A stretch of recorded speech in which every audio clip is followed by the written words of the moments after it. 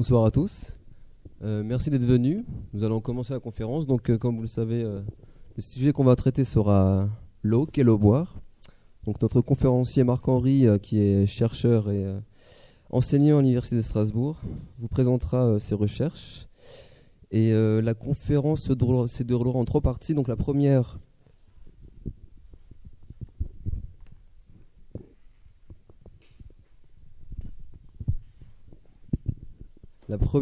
partie, Monsieur Henry présentera ses travaux pendant à peu près 1 heure. Ensuite, ce sera juste un échange entre Monsieur Henry et vous-même. Et enfin, vous aurez l'occasion de déguster de l'eau biodynamisée. Et une mademoiselle qui est ici vous présentera aussi la façon dont comment ça fonctionne, ainsi que les DVD qui sont en vente. Voilà. Je vous laisse la parole. Merci.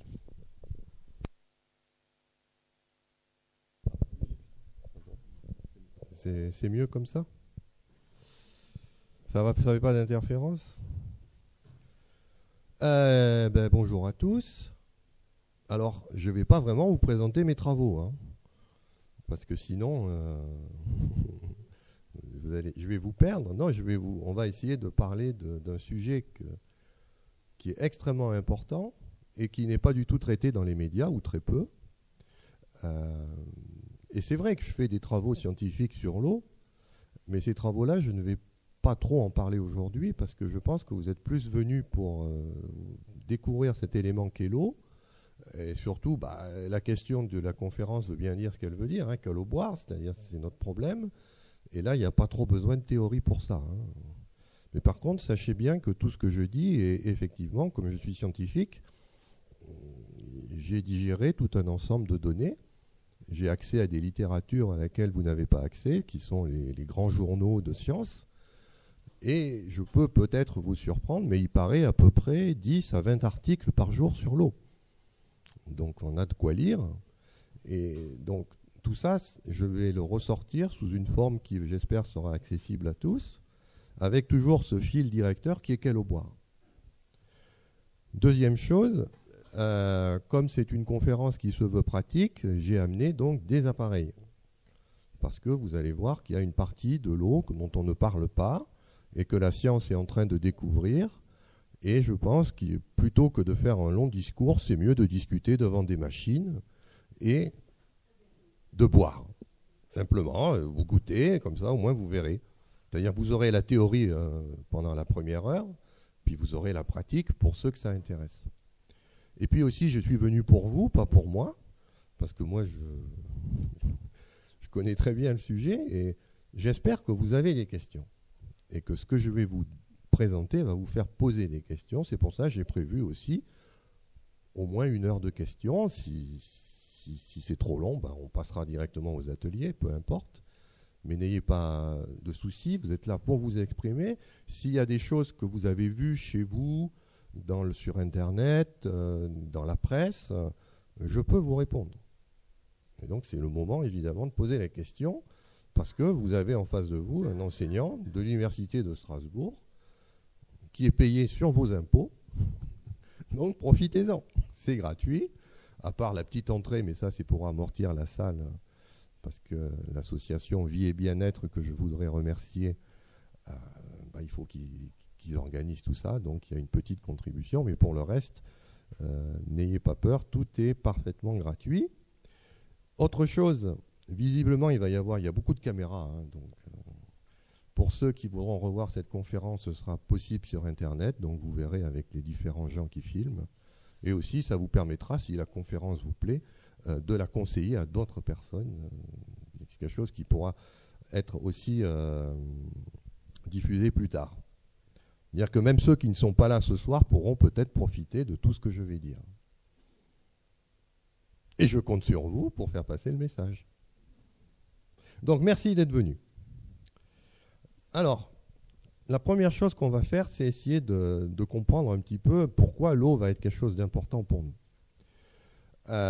Donc là, j'ai un petit diagramme que j'aime bien parce qu'il nous montre exactement un petit peu ce que c'est que l'eau qui traverse un organisme. Alors, en abscisse, vous avez la masse des corps en grammes. Donc c'est pas difficile, plus la masse est élevée, plus l'être vivant est gros. Et en ordonnée, vous avez le flux d'eau en millilitres par jour.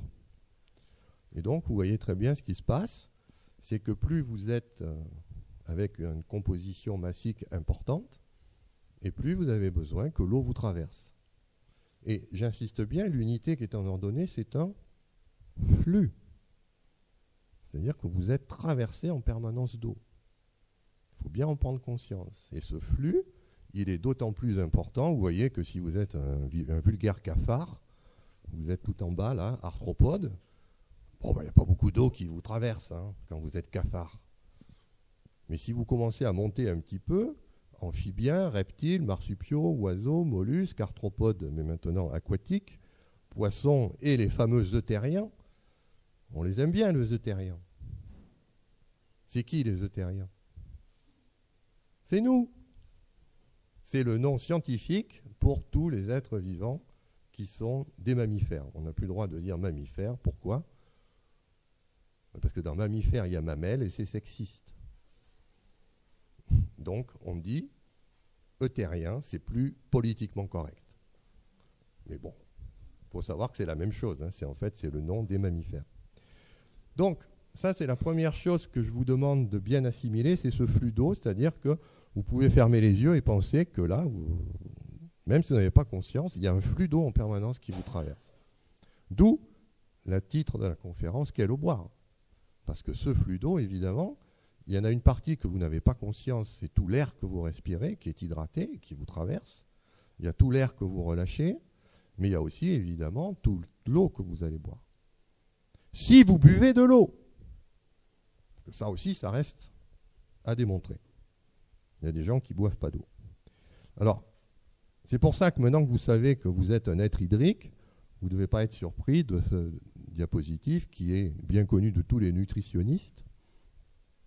C'est-à-dire que quel doit être votre aliment principal? La base de la pyramide, de l'eau, avant tout. Et puis après, vous pouvez avoir un petit peu de pain, de beurre, de biscuits, de légumes, de viande, de poisson. Et vous voyez que tout en haut, c'est les gâteaux, les biscuits. Ça, c'est vraiment pour se faire plaisir. On doit d'abord boire de l'eau. Donc ça, c'est l'aliment de base. Et de manière assez surprenante, c'est un aliment de base, mais personne n'en parle. Ou du moins, personne n'en parle de façon sérieuse. Je ne sais pas si vous avez remarqué, mais si vous ouvrez les magazines, on vous parle de la nourriture, de bien se nourrir, de la malbouffe, d'un tas de choses. C'est-à-dire qu'on vous parle de tout ce qui est en haut de la pyramide. On ne vous parle pas de la base. Donc, aujourd'hui, on va parler de la base. Alors, comme toujours, on est un petit peu... On a envie de vivre en bonne santé, je pense, tous. Et donc, je vous ai mis un petit peu ici quelque chose pour mettre les choses au point.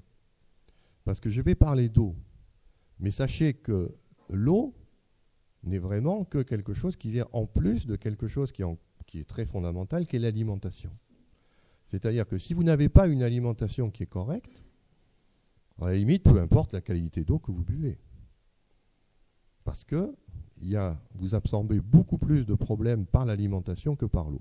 Alors vous le voyez ici, à gauche c'est en 1990, c'est les risques qu'il y avait en société, et puis 20 ans après, 2010, vous voyez que ce n'est plus les mêmes risques.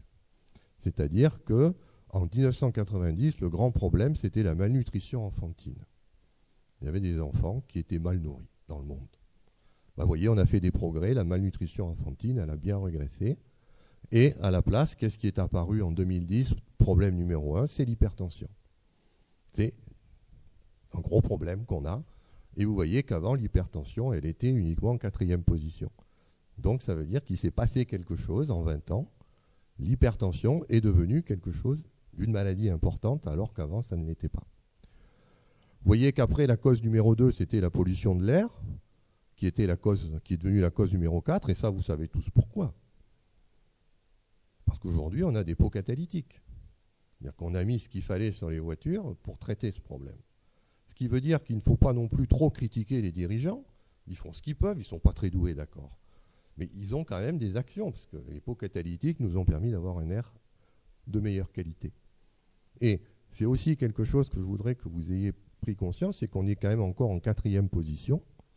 C'est-à-dire qu'avant même de penser à l'eau, il faut penser aussi à l'air qu'on respire. Et à la nourriture qu'on mange. Tout ça, c'est important. Alors, vous voyez qu'on est passé à l'alcoolisme en 2010. C'était moins un problème en 90. Et puis, bon, régime pauvre en fruits, on mange de moins en moins de fruits, de plus en plus de produits industriels. Mais on voit que l'obésité, l'hyperglycémie, il y a des tas de problèmes qui sont apparus. Il y en a d'autres qui ont disparu. Par exemple, en 1990, les mamans avaient des problèmes de lait. Certaines mères. Ben maintenant, ça n'arrive plus. Pourquoi ? Bon, parce qu'on a fait tous les laits qu'il fallait. L'industrie sait faire ça. Et donc, on n'a plus ce problème-là. Par contre, il y a un autre problème qui est apparu. C'est qu'en 1990, on faisait pas mal d'exercices. En 2010, on en fait beaucoup moins. Ben voilà. C'est une petite photo de... Alors après, ben évidemment, je vous donne rendez-vous en 2030. Nous verrons bien qu'est-ce qui a été fait, qu'est-ce qui a été traité. Donc la question qu'on va se poser, évidemment, vous voyez, l'eau n'est pas là. Hein. Ce n'est pas un vrai problème de santé, finalement. Bah, est-ce que ça peut l'être ? C'est ça la question, finalement. Est-ce qu'on doit vraiment se préoccuper de l'eau ? Ou finalement, est-ce que c'est quelque chose de mineur par rapport à tous ces problèmes qu'il faut déjà régler ? Et après, peut-être qu'on peut commencer à boire de l'eau de bonne qualité. Alors, je dis bien boire de l'eau, je ne dis pas boire des jus de fruits ou des sodas. Hein. Parce que là, on a un petit problème aussi. C'est que vous voyez que la consommation de sucre, on est un petit peu addict au sucre. Et ça, ce sont des données de 2007. Mais vous voyez, j'aime bien aussi mettre les dates, ça a été publié en 2012. Vous voyez le temps qu'il faut aux scientifiques entre le moment de récolter les données 2007 et 2012 pour qu'on puisse en faire quelque chose. Ça, c'est l'échelle de la science, toujours 4-5 ans. Donc ne soyez pas surpris si j'ai des chiffres qui ne sont pas de 2013, c'est que les scientifiques sont obligés de digérer tout ça, ça prend du temps, et ben on fait comme on peut. Hein. Donc là, vous voyez, c'est des chiffres de 2007. Donc vous connaissez bien le problème, il y a un pays qui est noir, les États-Unis. En France, on est un petit peu orange, il y a des pays écarlates, et ça, c'est un problème qui est lié donc à la consommation de sucre. Alors, le sucre, évidemment, on le prend par les sodas, hein, donc par la boisson, c'est pour ça que j'en parle. Peut-être quelque chose que les gens ne connaissent un petit peu moins, c'est qu'il y a une autre forme de sucre qui a remplacé beaucoup le glucose dans les produits industriels, c'est le fructose. Et on est en train de découvrir, là vous voyez que c'est le même article de 2012, pourquoi les gens sont intéressés à ça, c'est parce qu'il y a un effet, on est en train de comprendre que le fructose c'est aussi toxique que l'éthanol. Pour ceux qui ne savent pas, l'éthanol, ça s'appelle aussi l'alcool. C'est-à-dire qu'il est aussi dangereux de manger du sucre que de boire du cognac. Vaut peut-être mieux le savoir. Et vous avez les problèmes, hein, vous voyez, les problèmes de l'alcool, ils sont à gauche, et les scientifiques ont répertorié les problèmes du fructose. Et là, je dis bien du fructose, c'est-à-dire ce sucre industriel qu'on trouve aussi dans ce qu'on appelle le saccharose, qui est une association de glucose et de fructose. Et le saccharose, vous le connaissez bien, puisque c'est les petits morceaux de sucre que vous achetez dans le commerce. Donc vous voyez qu'il y a un danger à consommer du fructose. À la limite, il vaudrait mieux consommer du glucose. Mais l'industrie a plein de fructose à revendre, et donc ça c'est quelque chose que chaque fois que vous buvez des sodas, vous absorbez ces choses-là. Il faut le savoir.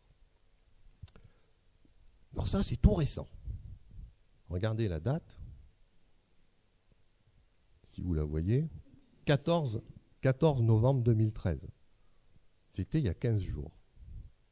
Je n'ai pas résisté au plaisir de vous montrer ça. Pourquoi ? Parce que je vais parler d'eau. Mais il y a des gens qui ne boivent jamais d'eau. Ils boivent des sodas, des jus de fruits, du Coca-Cola, enfin bref. Et c'est à ces gens-là que je m'adresse. C'est fait pour eux. Vous voyez, il y a un petit rat là, il est sympathique. Il vous regarde. Vous savez ce qu'on fait aux rats quand on est scientifique ? On les fait souffrir. C'est ce qu'on a fait ici. On leur a fait boire du soda. Et qu'est-ce qu'on a trouvé? Eh bien, on a trouvé ensuite, on a regardé leur contexte frontal, on a regardé les protéines qui produisaient au niveau. Alors, contexte frontal, c'est ce que vous avez là. C'est la tête qui décide. On a analysé 1373 protéines. Et on a trouvé que 290 étaient modifiées par cette consommation de soda. Et ces 290 sont associés au cancer, à la maladie d'Alzheimer, au Parkinson et à la schizophrénie. C'est-à-dire que chaque fois que vous buvez du soda, chez les rats, mais je vous rassure ou je vous inquiète, entre un rat et un homme, ça va vite fait. Eh bien, on a noté qu'il y avait plus d'Alzheimer, plus de Parkinson, plus de schizophrénie. Et donc, ne soyez pas surpris si ces maladies montent. Parce qu'on peut évidemment les mettre en relation avec la consommation de soda. Donc, pourquoi je mets ça? Parce que peut-être que maintenant, vous allez boire de l'eau après cette conférence. Vous allez comprendre que c'est important de boire de l'eau parce que, évidemment, c'est cette boisson que vous devez choisir plutôt qu'un soda, si vous avez le choix. Et si vous souhaitez vivre en bonne santé longtemps. Alors, autre chose que j'aime bien, ça c'est dans toutes mes conférences, c'est mettre les choses sur des chiffres. Ça c'est nous les scientifiques, on aime bien les chiffres. Ici c'est la composition, on vous dit très souvent qu'un être vivant c'est 70% d'eau. Oui, 70% en poids. Ça veut dire quoi? Ça veut dire que si je vous prends et que je vous mets dans un four crématoire, eh bien, vous allez un tas de trucs qui va partir, vous allez sécher, et une fois qu'on aura tout séché, on va récupérer donc que 30% de la masse initiale. Les 70 autres %, c'est de l'eau qui vous constitue. C'est déjà pas mal, 70%, ça veut dire que vous avez beaucoup d'eau. Mais ce n'est pas ce chiffre-là que je voudrais que vous reteniez. Le chiffre que je voudrais que vous reteniez, c'est un chiffre qui est en nombre. C'est-à-dire qu'on va prendre juste une cellule. Pourquoi? Parce qu'une cellule, de toute façon, c'est la matière vivante. Avec ça, on est tout fait de cellules. Et donc, si on connaît la composition d'une cellule, vous avez juste à multiplier par centaines de milliards et ça vous donne bout. Mais à la base, on est tous une cellule. Et vous voyez que j'ai classé, vous regardez la dernière colonne, en nombre. Qu'est-ce que vous trouvez d'abord? Évidemment de l'eau. 22 milliards 240 millions 561 910. Je les ai comptés une par une. C'est pas gros. C'est un petit chiffre. Ensuite, qu'est-ce qu'on trouve? Et c'est là où vous voyez qu'il y a quelque chose d'intéressant qui apparaît. C'est qu'on ne trouve pas les protéines. On ne trouve pas l'ADN. On ne trouve pas tout ce qu'on trouve dans les livres de biologie. Qu'est-ce qu'on trouve? Des ions. C'est-à-dire qu'après l'eau, vous êtes d'abord des ions.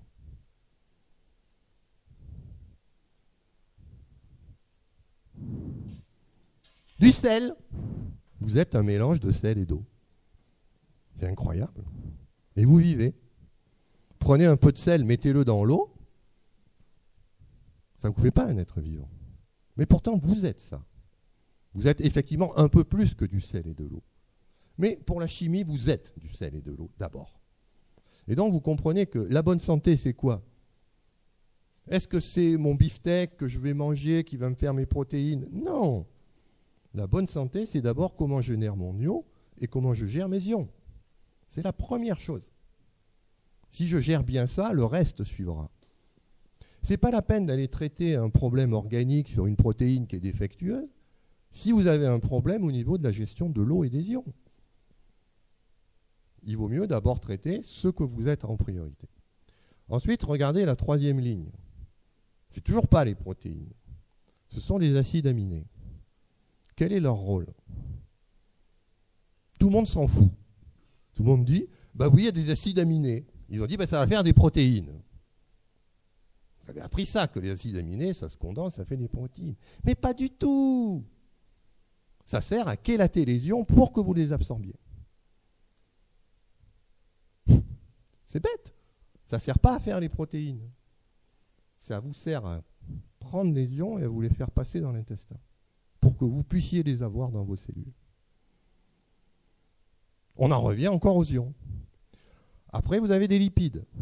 À quoi ils servent les lipides? toujours pas à vous faire.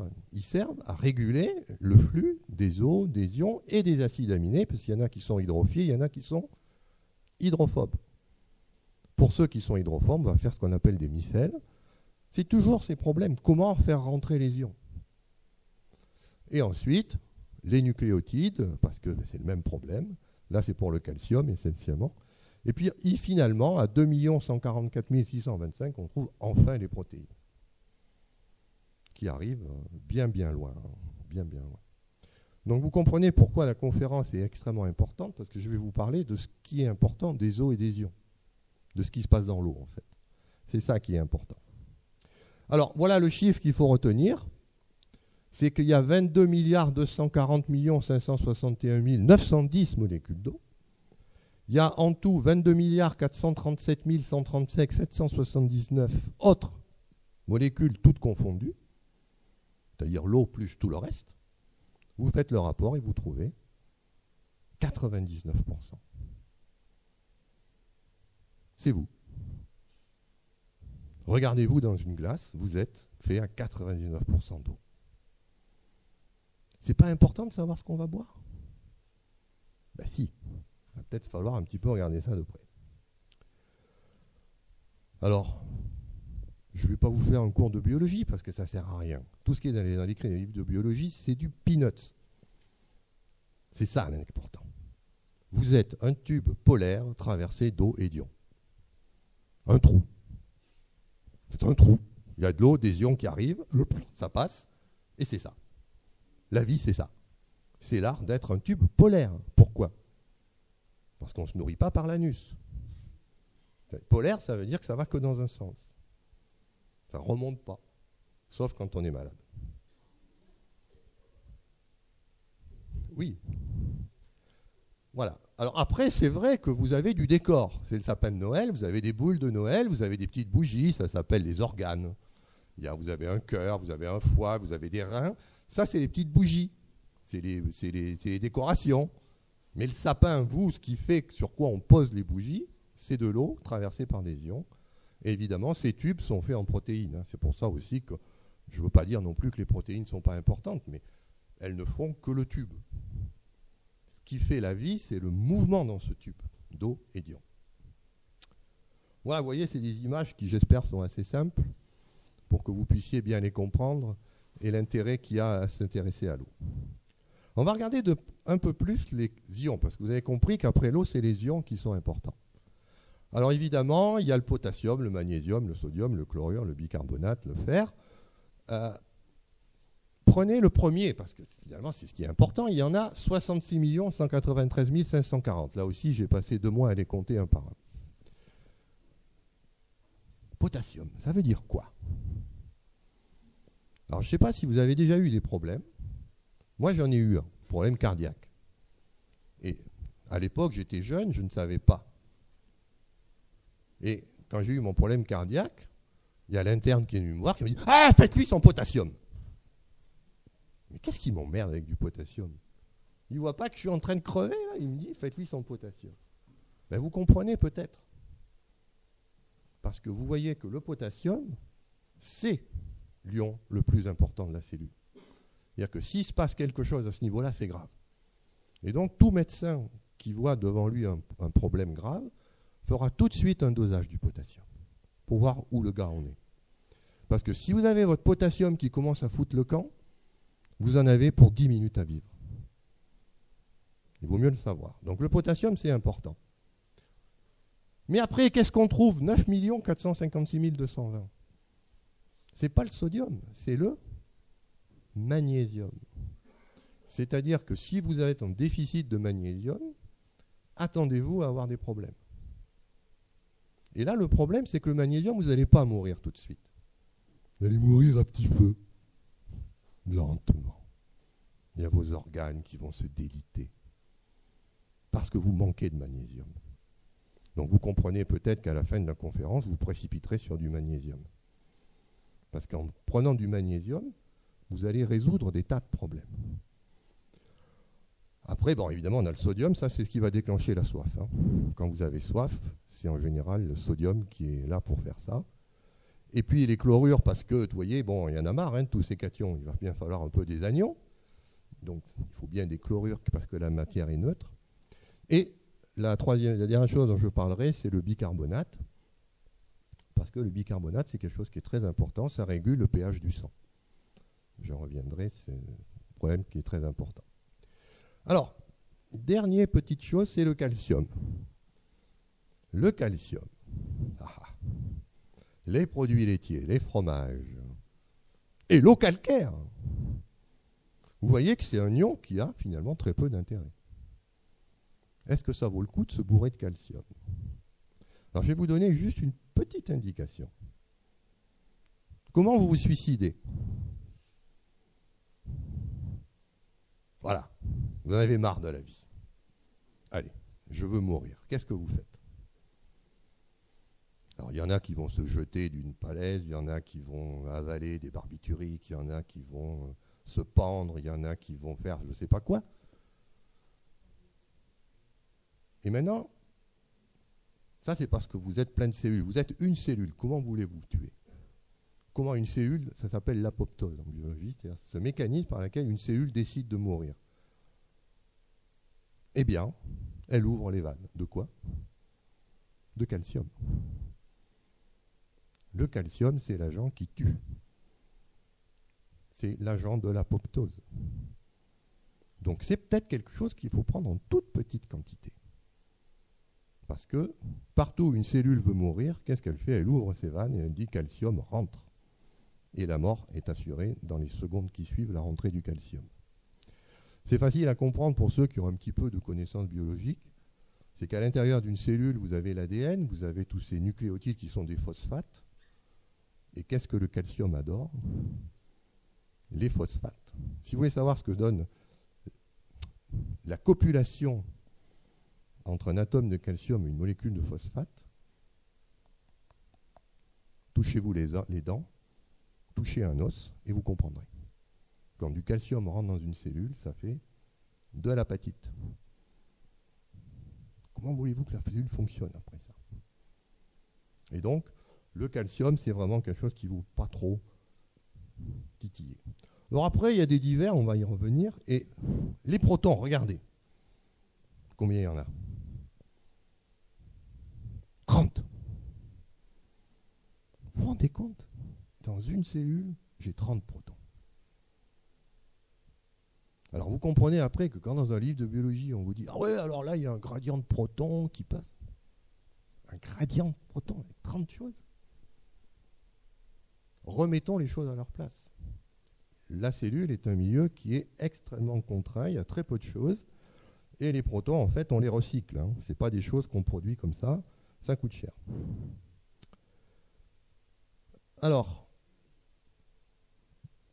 un petit peu de vocabulaire pour qu'on soit d'accord, parce qu'on va parler d'eau. On a essentiellement 4 grands types d'eau, l'eau du robinet, l'eau filtrée, l'eau de source et l'eau minérale naturelle. Donc ça, ce sont les grands types d'eau que vous allez rencontrer. L'eau du robinet, bon, on va beaucoup en parler dans la fin de la conférence. Il y a un truc, on ouvre, ça coule. L'eau filtrée, ça c'est déjà plus intéressant. C'est-à-dire qu'on va mettre un filtre pour traiter l'eau, et en particulier l'eau du robinet dans certains cas. L'eau de source, ça c'est déjà un petit peu plus difficile. Pourquoi? Parce que d'après les critères, c'est une eau qui doit être souterraine, qui doit être protégée. Pour ça que vous verrez quand vous baladez dans la campagne ce qu'on appelle des périmètres de protection. Ça garantit qu'on a une eau de source. Qu'on ne doit pas désinfecter, c'est-à-dire on doit la prendre telle qu'elle est, on sort du sol. Et par contre, elle peut être à peu près très variable dans le temps, elle n'a pas de composition bien définie. Tout ce qu'on lui demande, c'est d'être potable.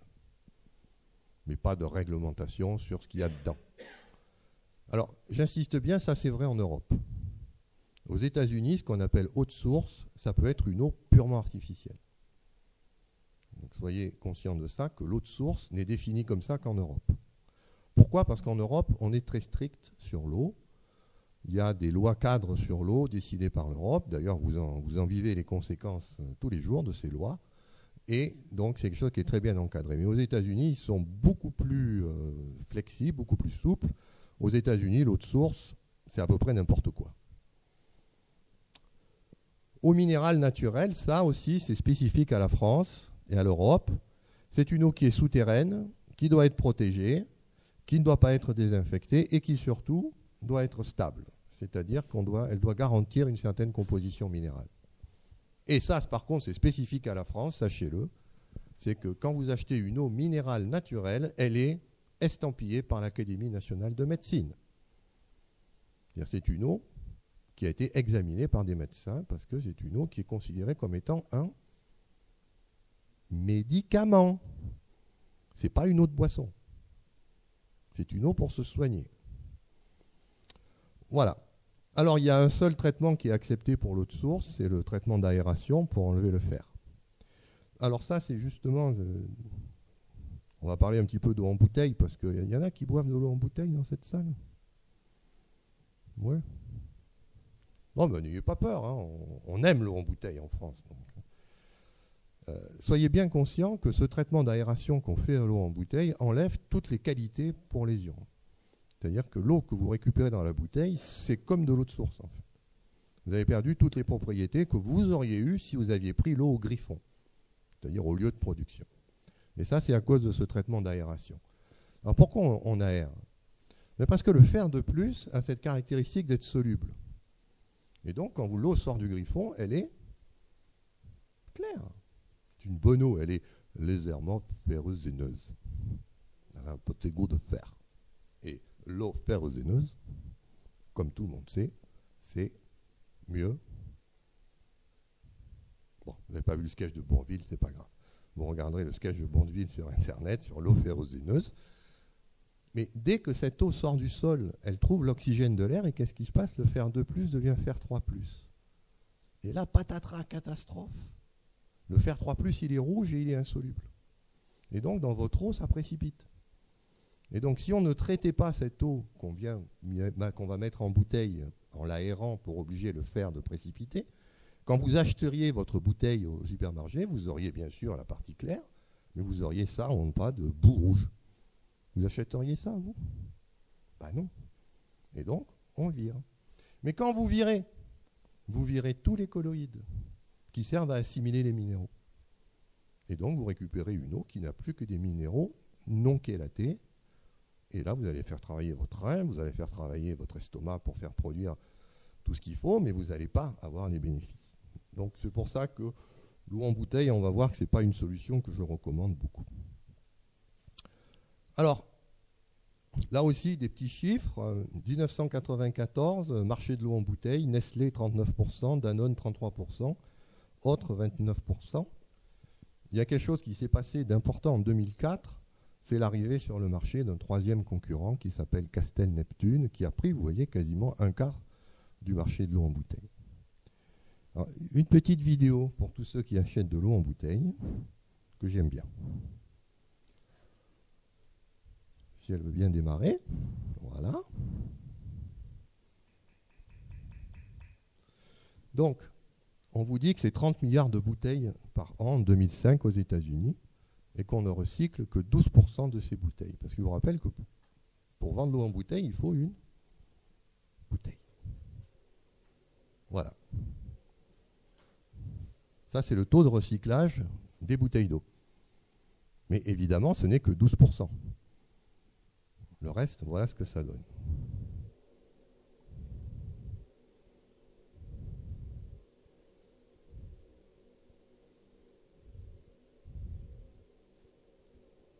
Et où ça va tout ça?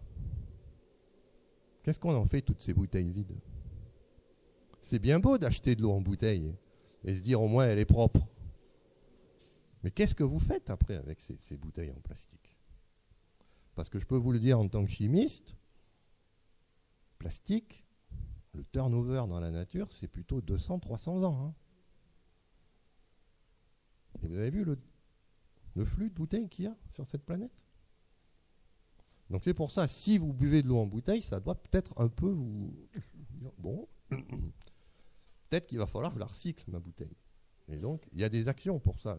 On peut recycler les bouteilles en plastique, mais encore faut-il ne pas les mettre aux ordures. Et puis bon, bref, c'est toute une Alors, celui-là, vous le connaissez. C'est le grand leader mondial de l'eau, Nestlé.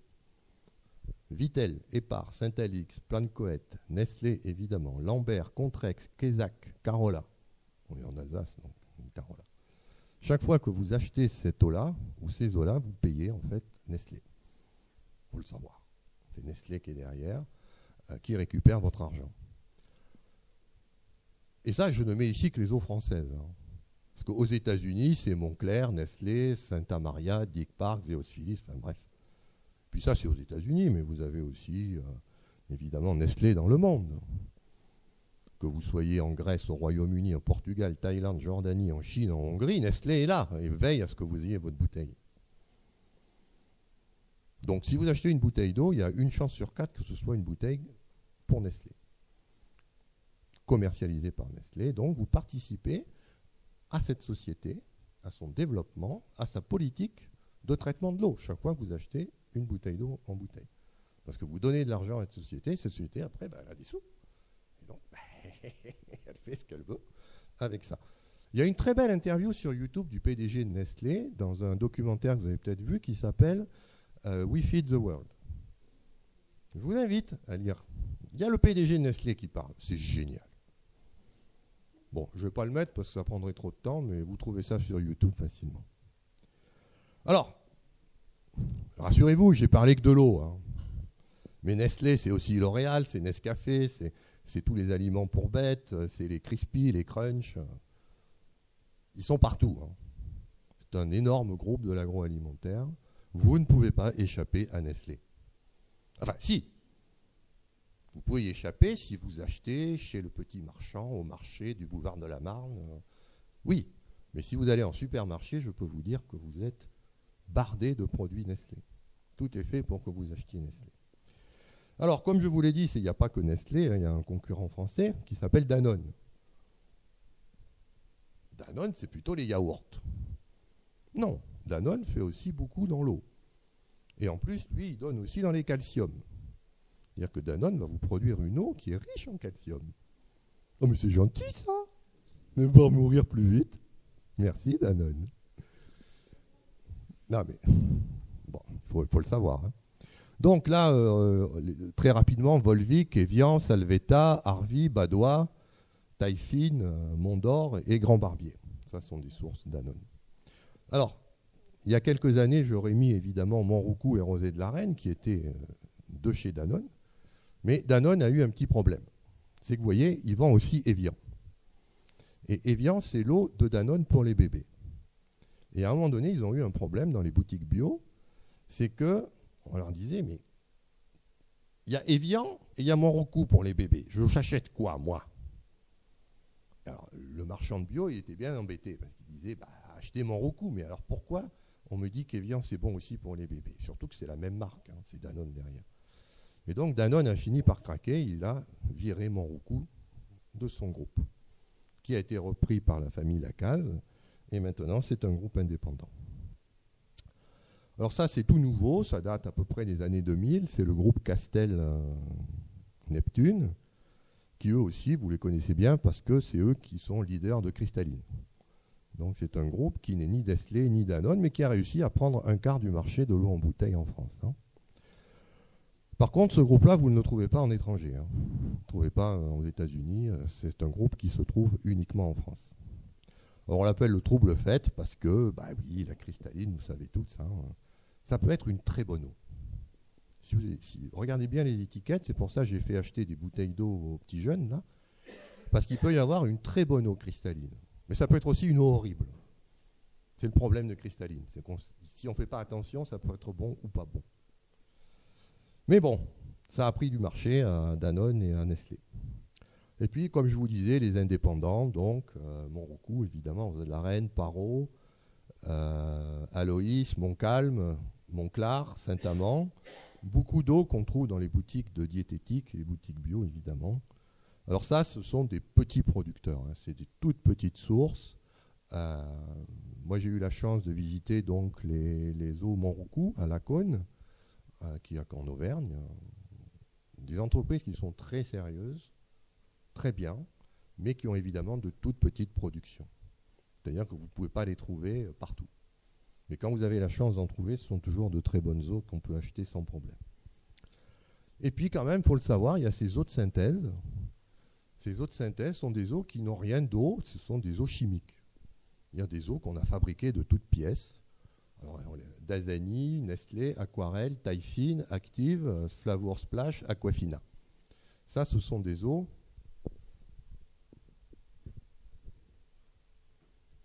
essentiellement, on prend l'eau d'une rivière, on fait ce qu'on appelle de l'osmose inverse, j'en reparlerai, on purifie l'eau et ensuite on rajoute les sels. Bon, une façon de faire. Mais il faut le savoir, hein, que c'est des eaux qui n'ont rien de naturel. Alors surtout qu'aux États-Unis, ces eaux-là sont qualifiées d'eau de source. Voilà, donc une petite définition de l'eau potable, eau en provenance de rivières, de lacs ou de nappes souterraines ayant subi un traitement physique, distillation, filtration, osmose inverse ou chimique, d'isonisation, chélation, désinfection. Voilà un petit peu pour les eaux en bouteille. Alors, maintenant on va rentrer un petit peu plus dans la caractérisation de l'eau, comment on peut voir quelle est une bonne eau. Pour ça, il y a un paramètre que je vous invite à bien voir chaque fois que vous achetez une bouteille. Pour le moment, je reste encore dans l'eau en bouteille. Parce qu'il y en a quand même 3/4 des Français qui achètent de l'eau en bouteille. Donc, autant qu'ils le sachent. Ça s'appelle le résidu à sec. C'est-à-dire que sur toutes les bouteilles, c'est obligatoire. Vous avez c'est ce que le petit ellipse rouge que j'ai mis. Vous cherchez cette mention. Minéralisation totale, entre parenthèses, résidu à sec. Ça, c'est le chiffre important. Parce qu'une eau, normalement, elle n'est pas faite, comme je vais vous l'expliquer bientôt, pour vous amener des ions. Elle est faite pour vous nettoyer. Et donc, pour se nettoyer, on ne va pas prendre une eau qui est chargée de beaucoup d'ions. On va prendre une eau qui est la plus propre possible. Et c'est grâce à cette résistivité, ou si vous préférez cette concentration, je vous ai mis les équivalents ici, ppm, milligramme litre ou microsiemens par mètre, tout ça c'est des unités par centimètre, pardon. Tout ça c'est des unités qui sont un petit peu difficiles à comprendre. Mais bon, ce qu'il faut savoir, c'est que on peut comme ça savoir si l'eau contient beaucoup de minéraux ou pas. Grosso modo, vous voyez, ça c'est l'étiquette de Monroucou. Mais il y a d'autres bouteilles, on pourra les analyser tout à l'heure si vous voulez ensemble pour qu'on voit un petit peu. Vous voyez qu'au Monroucou, on est à 25. Et s'il y a un chiffre que je voudrais que vous reteniez, c'est 100. C'est-à-dire que pour moi, une bonne eau est bonne jusqu'à 100 mg litre de résidu à sec. Jusque-là, c'est une eau qui vous nettoie. C'est une eau que vous pouvez boire tout le temps sans restriction. Ce n'est pas une eau de médicament, ce n'est pas une eau minérale au sens de l'Académie de médecine. Et donc c'est facile parce que maintenant, vous savez, moi la première fois qu'avant, j'étais comme vous, hein, je ne savais pas ce que c'était l'eau. Donc quand j'allais sur les supermarchés, je voulais acheter de l'eau en bouteille, je me dis, qu'est-ce que je vais prendre? Tellement de produits. Ben maintenant c'est facile. Vous regardez le résidu à sec. Parce qu'il a toutes, elles sont au-dessus de 100. Quand vous en trouvez une qui est en dessous de 100, 9 fois sur 10, vous allez avoir une rupture de stock. Donc, vous sautez sur le pack. Tout de suite. 100 mg, c'est la valeur qui est... Tout ce qui est en dessous de 100 est bon. Voilà un petit tableau un petit peu plus précis. Soit on raisonne en conductivité, soit en résistivité. Donc on a ce qu'on appelle l'eau déminéralisée, c'est l'eau de laboratoire. Normalement, je vous déconseille de la boire.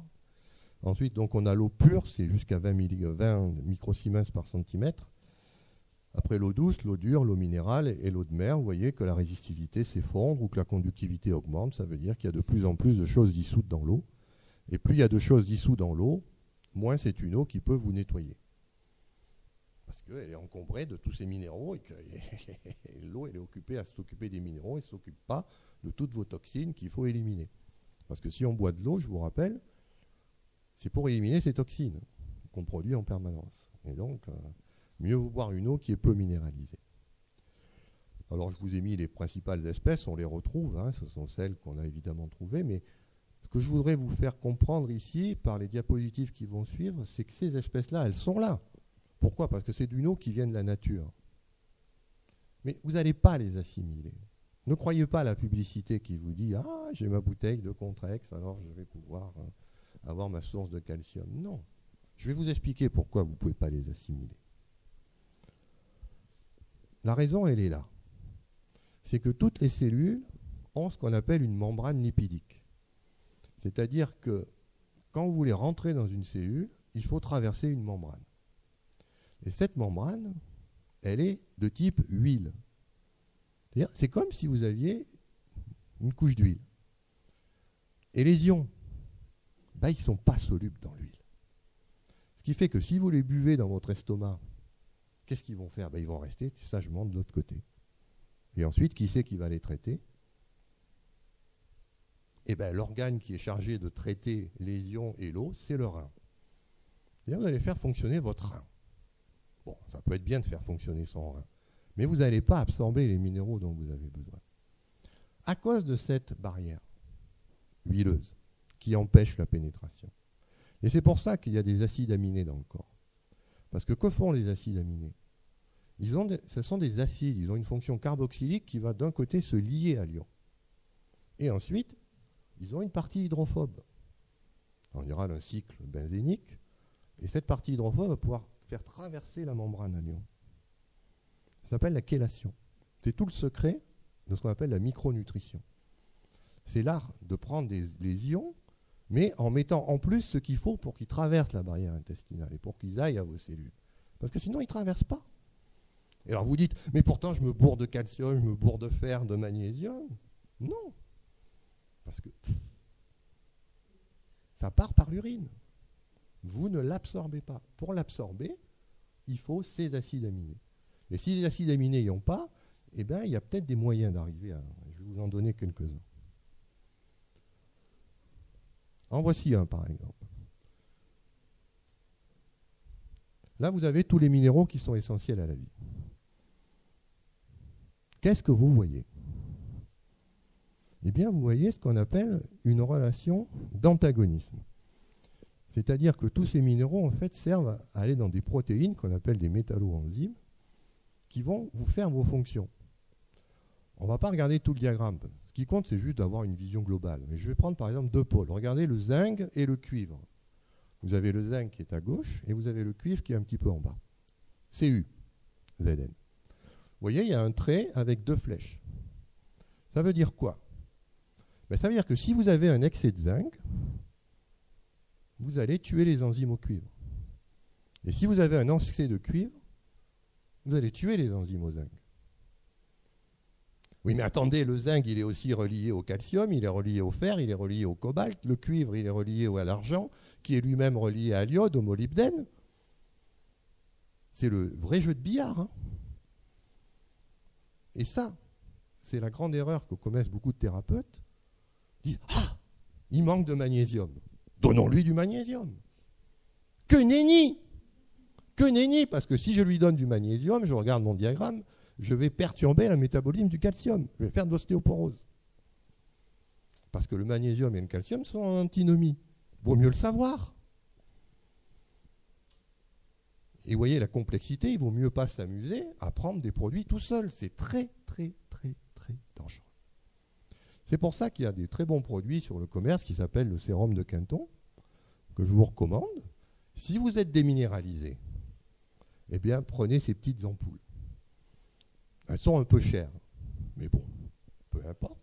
Avec ces ampoules, vous aurez tous ces ions qui sont amenés ensemble. C'est ça la clé. C'est comme vous les amenez ensemble, votre organisme saura faire le tri. C'est-à-dire que ce qu'il n'a pas besoin, ça partira. Et ce qu'il a besoin, il va le prendre. Et pourquoi du sérum? Pourquoi de l'eau de mer? Parce que, vous connaissez tous la chanson de Renaud, la mer c'est dégueulasse, il y a les poissons qui pèsent dedans. Et bien heureusement. Parce que tous ces minéraux, ils ont été avalés par des poissons, par des crevettes, par du plancton, et ils sont ressortis sous forme de caca. Du caca de crevettes. Mais ça c'est génial.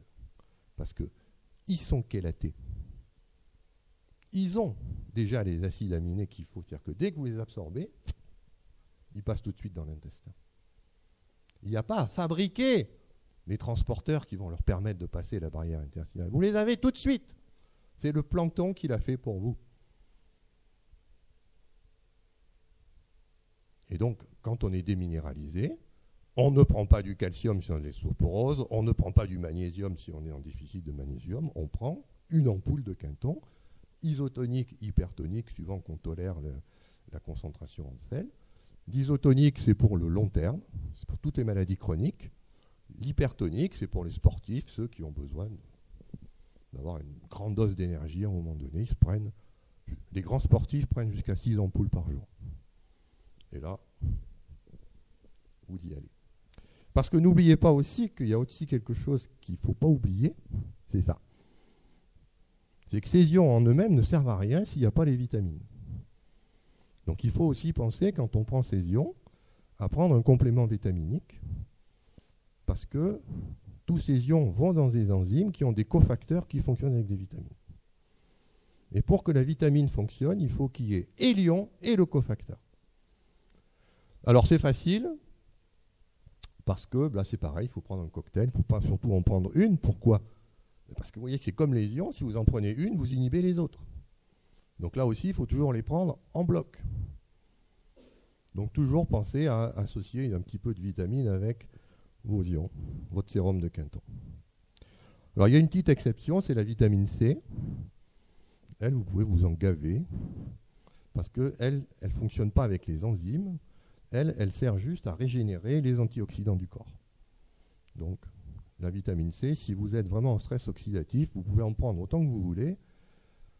Ça va vous faire beaucoup de bien. Et si jamais vous en avez trop parce que vous allez bien, ça sort par les urines aussi. C'est génial. C'est un produit qui n'est pas toxique. Donc la vitamine C, on la met toujours un petit peu à côté. Ça, on peut en prendre. Vous connaissez tous du Linus Pauling, je pense. Le prix Nobel de chimie et de la paix. Il prenait jusqu'à 10 grammes de vitamine C par jour. Et il est mort à 98 ans. Donc ça, on peut y aller, la vitamine C, il n'y a pas de gros problème. Ensuite, on va passer à un autre paramètre, ça c'était les ions. Il y a aussi ce problème qu'on appelle le pH. C'est-à-dire que vous allez avoir des gens qui vont vous dire « Ah, il ne faut pas boire de l'eau neutre, il faut boire de l'eau alcaline. » Diable, pourquoi je boirais de l'eau alcaline ? Alors, je vous ai mis ici la définition du pH. C'est une notion qui permet de quantifier ce qu'on appelle l'activité des protons en solution. Donc, vous voyez que c'est un truc qui va de 0 à 14 et que chaque substance liquide a son pH. Par exemple, l'acide chlorhydrique, c'est pH 0, la soude molaire, c'est pH 14. Et puis, tous les aliments, vous avez ça. Alors, par exemple, au hasard, le Coca-Cola, c'est 2,5, par exemple. C'est-à-dire que c'est une boisson qui est très acide. Il vaut mieux le savoir. Et puis vous avez les pH dans l'organisme, vous voyez que ça va de 1 à 8. Dans l'estomac, on est entre 1 et 3, dans le vagin à 3, 4, la sueur est à 4, 7, et puis ainsi de suite, jusqu'au système digestif qui lui est plutôt basique qu'acide. Bon. Donc maintenant, c'est un autre problème. Est-ce que je dois boire de l'eau acide, de l'eau neutre ou de l'eau basique ? Parce que j'ai ce paramètre aussi. Et si vous regardez la bouteille de Monroucou, c'est marqué le pH. Donc vous voyez bien que ça peut être intéressant de regarder un petit peu ce qui se passe. Alors, je vais vous rassurer tout de suite, le pH, on s'en tape. En gros. Pourquoi ? Parce que c'est vrai que c'est très important pour le sang. Je vais vous expliquer pourquoi. Vous voyez ici, c'est la formule qui donne le pH du sang. Et pas besoin d'être très fort pour comprendre que ce qui est important, c'est le CO2 et les carbonates. Ça, il faut faire attention. Mais le CO2, vous le trouvez où ? Non, pas dans les eaux gazeuses. Ce CO2-là, ça vous fait rôter, c'est tout. Non, le CO2, vous le trouvez dans l'air, c'est la respiration. Quand vous êtes en hyperventilation, là oui, c'est grave. Ou en hypoventilation. C'est là où votre pH sanguin commence à... Et regardez la gamme de variations. C'est en dessous de 7, vous êtes mort. Au-dessus de 7,7, vous êtes mort aussi. C'est-à-dire que vous avez juste 0,7 unités de pH de vie. Alors vous comprenez que s'il y a un truc qui est bien régulé dans l'organisme, c'est le pH. On ne va pas s'amuser avec ça. Et en général, vous êtes entre 7,35 et 7,45 exactement. Alors dans ces conditions, mais bon, pourquoi je boirais de l'eau alcaline ? Parce que quand je vous dis que le pH de l'estomac c'est 3 ou 1, bah, je bois mon eau à pH 14. D'abord, ça me... toute la trachée qui est bouffée par la soude. Et puis ensuite, bah, ça arrive dans l'estomac, OH- plus H+, donne H2O. Et on est revenu à pH 7, quoi, la messe est dite. Donc, tous les gens qui vous disent buvez de l'eau alcaline, à d'autres. Hein. On s'en fiche. Ah, les électrons. Ça, c'est déjà plus subtil et surtout, c'est pas connu du tout. Si, c'est connu, mais uniquement d'une certaine classe de personnes. Il y en a peut-être dans la salle d'ailleurs. Ça s'appelle les aquariophiles. Ce sont ceux qui cultivent les petits poissons, qui ont des aquariums. Eux, ils savent ça. Qu'un aquarium, on le perd en quelques secondes. C'est-à-dire que tous les poissons, ils sont là, ils vont bien. On va faire sa petite tambouille. On revient, ils sont tous crevés. Parce qu'un poisson, ça, c'est sensible au redox, aux électrons qui sont dans l'eau. Et c'est pour ça que tous les aquariophiles utilisent en général un osmoseur, une eau de très bonne qualité, parce que si on déconne avec l'eau, comme le poisson il vit dedans, bah chez lui c'est la mort, hein, quand on lui met une eau qui n'est pas bonne. Alors là, ça se mesure avec une électrode aussi, mais ce n'est pas la même que pour le pH. Et puis c'est un petit peu plus compliqué parce que le potentiel il dépend aussi du pH. Donc c'est pour ça qu'on a un autre paramètre qui lui évite d'avoir trop le pH en ligne de compte, qui est le RH2. Et donc, c'est comme l'échelle de pH, on a des milieux qui sont antioxydants ou réducteurs, et des milieux qui, eux, sont oxydants. Donc, ce qu'il faut éviter, c'est les milieux oxydants. Évitez de boire une eau qui est oxydante. Et je vous le donne dans le mille, quel est l'agent oxydant par essence qu'on trouve dans l'eau du robinet, et que le gouvernement nous met gratuitement pour que nous allions pas trop bien, c'est le chlore. Dès que l'eau est chlorée, vous partez du côté des parties oxydées. Donc c'est pour ça que si vous buvez l'eau du robinet, vous avez raison, parce qu'en fait, il faut boire l'eau du robinet. Mais par contre, il faut penser à retirer le chlore. Parce que le chlore vous donne de l'oxydation, et ça, c'est pas bon. Ça va augmenter votre stress oxydatif, et ça va se rajouter à tout le reste, le tabac, l'alcool, le hamburger, les frites. Vous rajoutez là-dessus un petit coup de chlore et là, vos capacités antioxydantes, elles explosent. Hein. Elles ne peuvent plus suivre. Alors, il y a des petits malins. Hein. Là où je vous ai mis quelques domaines, il faut savoir que tous les gens qui font de l'élevage en bassin, de crevettes, ou de tout ce qui vit dans l'eau, commencent à découvrir ce domaine-là. Par exemple, parce que quand votre RH2 devient très réducteur, vous avez des proliférations bactériennes. Il y a des tas de bactéries qui commencent à apparaître. Quand vous avez des choses qui sont très oxydantes, vous avez des virus qui apparaissent. Alors ça, c'est important parce que vous allez en entendre parler dans les années qui viennent. On est en train de découvrir ça, que le virus, il ne vient pas de l'extérieur. Vous l'avez en vous. Ce qui va l'activer, c'est un terrain oxydé. Je suis oxydé, j'ai un virus qui normalement est dormant, qui ne se manifeste pas. Pourquoi? Parce que lui, il a besoin de milieu oxydé. Puis comme je ne suis pas oxydé, il attend. Ah mais là, tu es oxydé, mon coco. Et paf, le virus apparaît. On n'attrape pas les virus. Ça se développe quand on a un terrain qui est oxydé. De la même façon, on n'attrape pas une infection. N'ayez pas peur d'embrasser sur la bouche votre ami s'il a un rhume. Si vous êtes sur un terrain qui n'est pas réducteur, vous ne saurez pas, les bactéries ne pourront pas proliférer. Si par contre, effectivement, vous êtes en terrain réducteur, là, il va falloir faire attention. Parce que les bactéries, elles ont besoin d'un redox, d'électrons pour pouvoir se développer. Ça, on est en train de le découvrir, que tous ces micro-organismes, en fait, la vision pasteurienne, ils sont méchants, ils veulent que nous bouffer et nous faire mal. Non, ils sont en nous, en fait. Et c'est la manière dont nous générons notre oxyde, notre bilan redox, qui va faire qu'on va manifester une infection ou une infection virale. Alors c'est pour ça qu'on a beaucoup de maladies à virus aujourd'hui, c'est parce qu'on désinfecte au chlore et que le chlore est oxydant. Donc si vous voyez des maladies virales qui prolifèrent, enlevez le chlore de votre eau de boisson si vous buvez l'eau du robinet. Bon, ça, je passe, c'est une autre façon d'exprimer la qualité de l'eau. Ça s'appelle la quantification énergétique. Une bonne eau, c'est une eau qui ne dissipe pas l'énergie.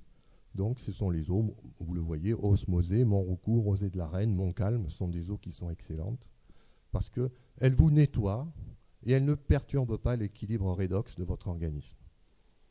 C'est tout ce qu'on demande à l'eau. S'il te plaît, touche pas à mon redox. Non, mais c'est important, parce que si l'eau amène elle-même ses agents redox, eh bien, vous allez avoir des petits soucis. Oui, on peut regarder Épar, Saint-Yor, ça c'est des horreurs, hein, Contrex. Si vous buvez ça, vous pouvez, hein. Moi, je ne voudrais pas que vous sortiez cette conférence en disant « Ouais, je ne vais pas boire Contrex, c'est dégueulasse. » Non, buvez Contrex, mais peut-être une semaine, puis vous arrêtez. Parce que ça peut être bien de boire temporairement une eau qui est très minéralisée, ça va résoudre certains problèmes. Mais ce n'est pas une eau que vous devez boire en permanence. C'est une eau plutôt médicamenteuse qu'une eau de boisson. Alors, je vais dire un petit mot de ces appareils parce qu'ils sont en train de faire un véritable boom commercial. Ce sont les appareils d'eau électrolysée basique. Je vais vous citer une marque Kangen qui a une publicité très agressive où on vous dit « Buvez cette eau, vous allez devenir jeune, vous allez être beau, en bonne santé, ça soigne tout. » Oui, c'est vrai. Mais, il y a toujours un mais. Donc, il y a Kangen, bien sûr, mais il y a aussi tout un tas de fabricants, et ça se développe de façon exponentielle. Et la caractéristique de ces eaux, c'est qu'elles sont très basiques, elles peuvent aller jusqu'à pH 10, et elles sont très réductrices. Et si vous avez compris ce que je vous ai déjà dit, très réductrice, ça veut dire que je vais vers les bactéries. Alors, grosso modo, ce qu'on fait, c'est pas très beau à voir, mais bon, tant pis. Hein. L'eau, elle est bonne. On la viole, c'est-à-dire qu'on le casse en morceaux pour faire des OH-, des électrons, faire de l'hydrogène, faire de l'oxygène. Ça s'appelle l'électrolyse de l'eau. Et cette électrolyse de l'eau, donc, elle vous donne deux types d'eau. C'est pour ça que sur ces machines, vous avez deux robinets. Le robinet oxydant et le robinet réducteur. On boit l'eau réductrice et l'eau oxydante, par contre, elle est géniale. Si vous avez un problème de peau, si vous avez une infection en externe, c'est un excellent antiseptique. Bah, évidemment, vous allez avoir un pH qui est acide à 4, il n'y a rien qui résiste, et en plus, avec un milieu oxydant, je peux vous dire que les bactéries, elles n'aiment pas du tout les milieux oxydants. Elles aiment les milieux réducteurs. Par contre, l'eau réductrice, on va la boire. Alors, vous avez deux robinets, et vous pouvez régler. Bon. Après, il y a des appareils qui coûtent 600 €, il y en a qui coûtent 3000 €. Ah, ça vaut le coup d'acheter ça ou pas? Bon, on va répondre. Donc, tout d'abord, la publicité. Que font ces eaux quand on les boit? Eh bien, premier test, vous prenez un clou. Vous mettez le clou dans l'eau électrolysée basique. Et puis, vous mettez le même clou dans l'eau du robinet. Et puis, vous revenez quelques heures après. Qu'est-ce que vous voyez? L'eau du robinet, c'est dégueulasse. C'est-à-dire que le clou, il s'est corrodé. Par contre, le clou qui est resté dans l'eau électrolysée basique, nickel. Vous voyez, si je bois cette eau, c'est génial. Je vais rester nickel comme le clou. Ah bon? On est des clous? Ben oui, c'est ça. On est en train de vous dire, vous êtes un clou. Mais non, on est un peu plus qu'un clou quand même. Mais c'est vrai que ça empêche le clou de rouiller. Ça, c'est vrai. Après, vous avez le PDG, là, il est à gauche, il a 67 ans. Et à droite, vous avez son représentant commercial aux États-Unis. Ils ont le même âge. Oh là là, qu'est-ce qu'il est jeune. Ben oui, il boit depuis 20 ans cette fameuse eau, qui est une nouvelle eau de jouvence. Et puis pourquoi? Ben parce que vous avez le petit dessin qui va vous convaincre. C'est qu'il y a une grande publicité en ce moment dans la presse médicale contre les oxydants, les radicaux, le stress oxydatif. On est en train de traquer les radicaux. Et pour traquer un radical, il faut un antioxydant. Or, il se trouve que cette eau est extrêmement antioxydante. Et donc, quand vous la buvez, vous n'avez plus ces attaques radicalaires. Et donc, comme ces attaques radicalaires sont censées vous faire vieillir, on ne vieillit plus. Voire même, on rajeunit. C'est-il pas beau? Ouais, un petit peu idéal. Hein. Mais ça marche, il y a des tas de gens qui achètent. Hein. Il y a aussi un autre argument dans ces types d'eau qu'on va un petit peu démolir, c'est l'argument de l'hydratation, parce qu'on a tous remarqué que quand on vieillit, on se déshydrate, c'est-à-dire que la peau devient rêche, Elle perd sa souplesse de peau de bébé qu'on avait. Et ça, c'est parce qu'on perd de l'eau. Donc, que vont dire les arguments de ceux qui vendent ces machines? C'est pas grave, on vous fait des tout petits clusters, ça s'appelle de l'eau hexagonale. C'est vrai que l'eau fait des clusters. Je suis bien placé puisque je les étudie en laboratoire. Bon. Mais le problème, c'est que ces clusters, on va vous dire, comme ils sont tout petits, ils peuvent passer à travers la membrane. Et c'est là où vous voyez qu'on vous bourre le mou. Comment de l'eau peut passer une membrane qui est de l'huile? Ça ne peut pas marcher. Pipeau. Mais ça fait vendre. Alors les voilà, les clusters d'eau, je vous en ai mis, parce que ça c'est ma spécialité de laboratoire, j'en fabrique, je les regarde, je les caractérise, je m'amuse avec ça. Alors c'est très bien, mais il faut savoir que dans l'eau liquide, ces choses-là durent 10-12 secondes. En 10-12 secondes, ça a disparu. Alors comment voulez-vous que ces choses-là vous hydratent ou quoi que ce soit? Ce sont des objets qui ne sont pas faits en fait. La nature les fabrique, bien sûr, l'eau est comme ça, mais ça a des durées de vie qui sont très faibles.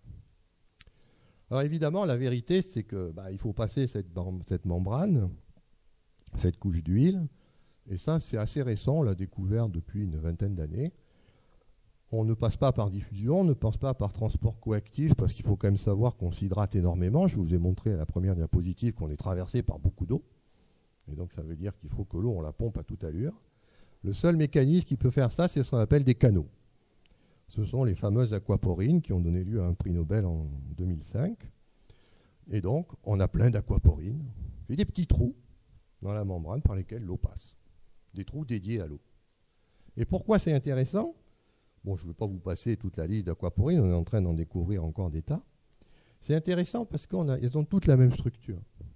C'est une structure en double entonnoir. Un entonnoir qui est évidé vers le haut, puis ça se resserre, et un entonnoir qui s'évite vers le bas. C'est-à-dire que l'eau peut passer des deux côtés, soit du milieu extracellulaire au milieu intracellulaire, soit du milieu intracellulaire au milieu extracellulaire. Et vous avez au centre de la protéine un petit coude comme ça. Ça fait un coude.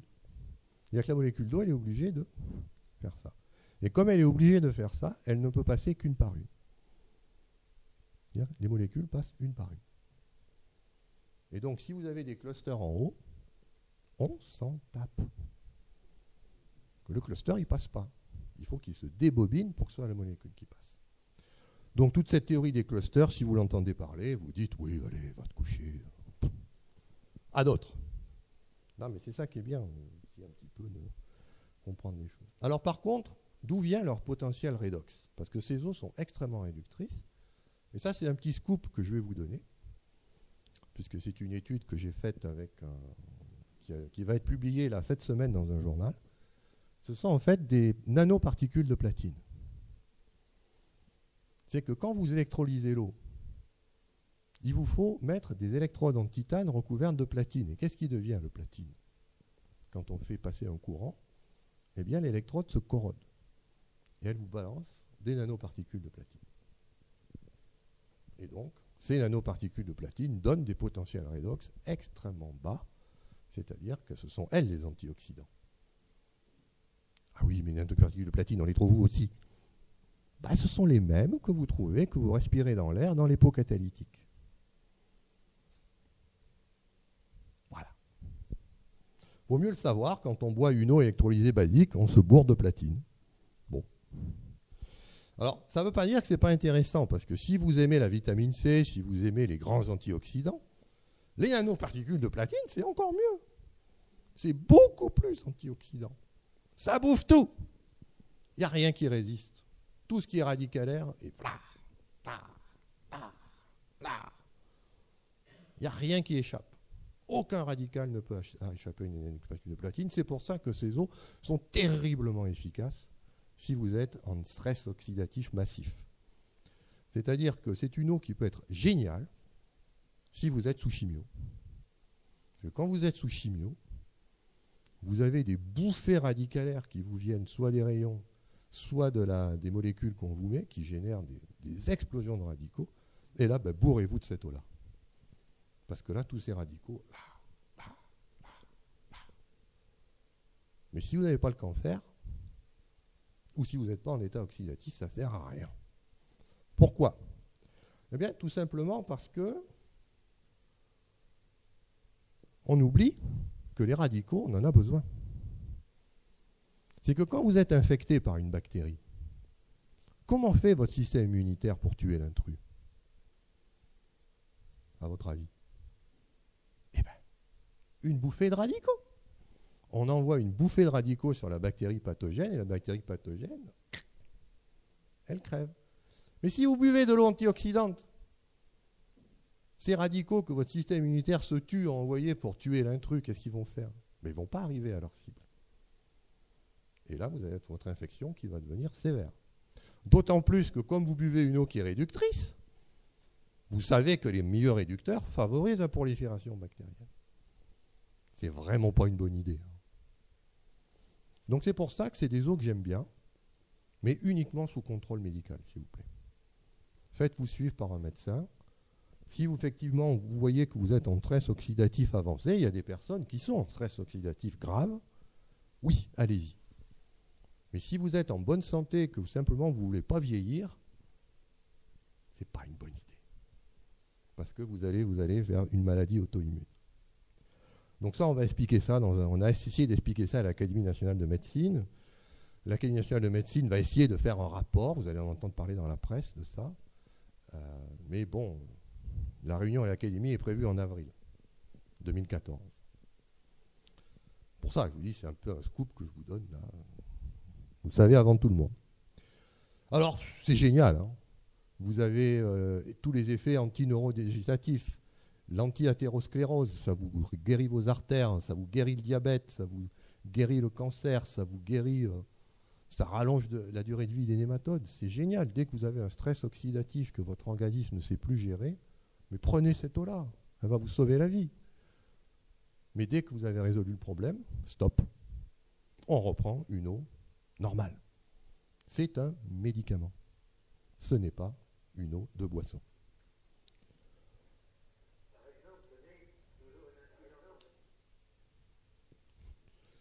Alors, pour vous montrer, hein, la vitamine C et le thé vert, qui sont réputés quand même être très antioxydants, vous voyez, c'est la gnognotte à côté de ces eaux-là. Hein. Vous pouvez être à moins 600 millivolts. Là, la vitamine C, elle plafonne à moins 150 péniblement. Hein. Alors, on en vient à l'eau du robinet. Pourquoi les Français ne boivent-ils pas de l'eau du robinet? La plus grosse majorité, c'est parce que ça a mauvais goût. Et ce mauvais goût, il vient d'une molécule qui est le chlore. Alors ça tombe bien parce que je vous ai dit qu'il fallait le retirer. Donc vous allez devoir retirer le chlore, vous ne pouvez pas faire autrement. Ensuite, parce qu'on a peur des produits toxiques. Il y a plein de choses dedans. Et je veux boire une eau propre. Bon. Par crainte des maladies ou des risques sanitaires, par choix d'une eau minérale, parce qu'on préfère le goût de l'eau minérale en bouteille. C'est vrai, les eaux minérales peuvent avoir un goût, l'eau du robinet a un sale goût. En raison de sa couleur ou de son manque de limpidité, c'est vrai que des fois, on ouvre le robinet, on laisse couler, quoi. Parce que sinon, on est mal. Hein. Et puis pour une autre raison. Alors, on est à peu près 36% de refusniques. Alors les refusniques, donc, ce sont les gens qui refusent de boire l'eau du robinet. Alors il y a plusieurs raisons. Vous voyez par exemple la publicité cristalline. On vous met une cuve de toilette et on vous dit « je ne bois pas cette eau ». Parce que c'est vrai, il y a des pays où on manque d'eau et qu'est-ce qu'on fait? Vous savez qu'il y a des pays où on manque d'eau? Qu'est-ce qu'ils font? San Francisco par exemple. Eh bien, on reprend l'eau des toilettes, on fait une osmose inverse et on la resserre à boire. Ça, c'est du pain béni pour cristalline. Moi, je ne bois pas de cette eau qui est passée par les toilettes. De l'autre côté, il y a ceux qui disent « moi, je bois l'eau du robinet, j'en suis fier, parce que l'eau en bouteille, ça pollue, il y a les bouteilles, des problèmes. » Et donc, on en est souvent à ce débat-là qui n'est pas très intéressant. Parce que moi, je vous dis, il vaut mieux boire de l'eau du robinet. Alors, c'est vrai qu'à une époque, et dans le monde, c'est encore un énorme problème. Voilà ce qui se passe si vous ne faites pas attention. Vous pouvez vous empoisonner gravement avec de l'eau. L'eau donne la vie, mais elle sait aussi donner la mort, je vous rassure. Et une mort horrible, vous n'avez qu'à voir les photos. Quand vous avez des infections, des bactéries, on nous dit « l'eau, c'est la vie ». Oui, c'est la vie pour tout le monde, hein, y compris pour les bactéries qui prolifèrent. Donc ça, c'est le grand cauchemar de tous les médecins. C'est pour ça qu'on met du chlore. On ne veut pas de ça. Parce que ça, on a connu. Au 19e siècle, on a connu ces infections-là. Et même aujourd'hui, au 21e, on les connaît toujours. Il suffit d'aller dans un pays où il y a eu une catastrophe naturelle et ça arrive en flèche. C'est pour ça que dès qu'on a une catastrophe naturelle, un tremblement de terre, on fait venir des unités d'osmose pour traiter l'eau, pour que les gens aient une eau propre. Donc ça, c'est un vrai problème, mais en France, c'est pas. L'eau est très contrôlée et vous risquez vraiment rien au robinet, c'est zéro. Donc c'est pas pour ça que vous devez avoir peur. Alors après, c'est vrai qu'il y a les nitrates. Ça, c'est déjà plus ennuyeux. Parce qu'il y a des pays, vous voyez, par exemple, vous seriez en Bretagne, là, il y a des nitrates dans l'eau. Et les nitrates, c'est pas trop grave pour nous les adultes. On ne sait pas très bien, en fait. Par contre, pour les bébés, c'est sûr. C'est que si vous donnez une eau qui est nitratée à un bébé, il devient tout bleu et il meurt. Et donc ça, c'est la deuxième raison pour laquelle on ne boit pas l'eau du robinet, c'est parce qu'on a un bébé. Et vous savez tous, quand on a un bébé, on lui achète Evian. Ou Monroucou. Mais on ne lui donne pas l'eau du robinet, il risque d'y avoir des nitrates, et c'est vrai que pour un bébé, c'est très ennuyeux. Alors, troisième raison, c'est les métaux lourds. Et là, il y a eu un reportage sur France 2. Vous savez que les propriétaires doivent enlever les canalisations au plomb. Et puis ça renacle, parce que ça coûte cher. Donc ça, c'est l'autre raison. Si vous allez avoir du chrome, du nickel, du cuivre, du zinc, de l'arsenic, du cadmium, du mercure, du plomb. Alors ça, c'est un vrai problème. Par exemple, si vous avez vu Julia Roberts, vous connaissez ? Il y a un magnifique film qui s'appelle Erin Brockovich, qui vous raconte ce qui se passe quand on boit de l'eau qui a du chrome. Ça s'est fait aux États-Unis. Il y a des gens qui ont bu ça. Bon, ils étaient indiens. C'est pas une raison. Mais c'est méchant. Si vous voulez savoir ce que fait l'arsenic, allez regarder ce qui se passe au Bangladesh. Si vous voulez savoir ce que fait le cuivre, allez voir ce qui se passe dans certains champs où on cultive la vigne, où on met de la bouillie bordelaise et où, pour emmerder le voisin, on va mettre du sel de cuivre dans son eau pour qu'il crève. Ça se voit dans les campagnes. C'est bien connu. Si vous voulez voir ce que fait le cadmium, eh bien fumez comme un pompier. Si vous voulez voir ce que fait le mercure, achetez des bons poissons d'élevage élevés au bord de nos côtes et vous serez bourré de mercure. Ou alors allez sur Internet et regardez l'accident de Minamata Bay où des gens ont mangé du mercure dans les rizières. C'est horrible. Ça aussi, on a peur. Mais là encore, en France, tout ça, c'est traité. C'est-à-dire que, sauf si vous avez des canalisations en plomb, évidemment, il faut peut-être un petit peu faire attention, mais normalement, les canalisations aujourd'hui sont à peu près propres. Ensuite, il y a tout ça, il y a les herbicides, les insecticides, les fongicides, les mycicides, les rodenticides, les acaricides, les nématicides, les bactéricides, les pesticides, les molluscicides, les avicides. Notre société est obsédée par le cide. Tuer. J'ai un problème, je tue. Pan. Et évidemment, quand vous déversez tous ces produits phytosanitaires, où ça termine tout ça ? Dans l'eau. Et il peut y avoir ça dans l'eau aussi. C'est pour ça qu'on ne boit pas l'eau du robinet, surtout. Alors, il y a pire encore. Et ça date de 2011. Alors, on le savait depuis longtemps, hein. Mais ce n'est que depuis 2011 où c'est officiel. On sait qu'il y a aussi des résidus de médicaments. C'est-à-dire que si vous avez un cancer, ce n'est plus la peine de prendre de la chimio, vous buvez de l'eau du robinet. Vous avez des anticancéreux qui y sont. Si vous avez un problème d'inflammation, il y a des antistéroïdiens qui sont là, dans l'eau. Et c'est officiel, hein, il y a eu un rapport, 2011. Regardez, si c'est pas beau. Voilà ce qu'on trouve dans l'eau. Caféine, oxazépam, paracétamol, carbazépine, nosartan, époxycarbazépine, hydrochlorothiazine, gadolinium, ibuprofène, triméthadisone, diclofénac, kétoprophène, sulfadimérésine, naphthydrofuryl, hydroxybutyrophène et acide salicylique. À table. Alors vous comprenez qu'il y a des gens qui ont peur de tout ça. Parce que c'est vrai qu'on peut trouver tout ça dans l'eau du robinet. Et donc, qu'est-ce qu'on fait ? On va la purifier. Donc, pour la purifier, soit on est riche, soit on ne l'est pas, soit on n'est pas malin. Il y a ces fameux pichets filtrants que je ne vous recommande pas, mais enfin si. En cas de toute urgence, si vraiment vous ne voulez pas investir dans un appareil de filtration, ça vous semble trop cher, filtrez au moins votre eau avec ces pichets, au moins vous enlevez tout ce qui est le chlore, c'est déjà ça, et aussi tout ce qui est hydrophobe, c'est-à-dire les pesticides, les résidus de médicaments, tout ça, ça va dans le filtre.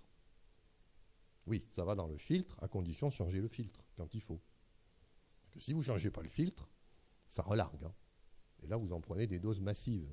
Donc c'est pour ça que c'est à manier avec précaution.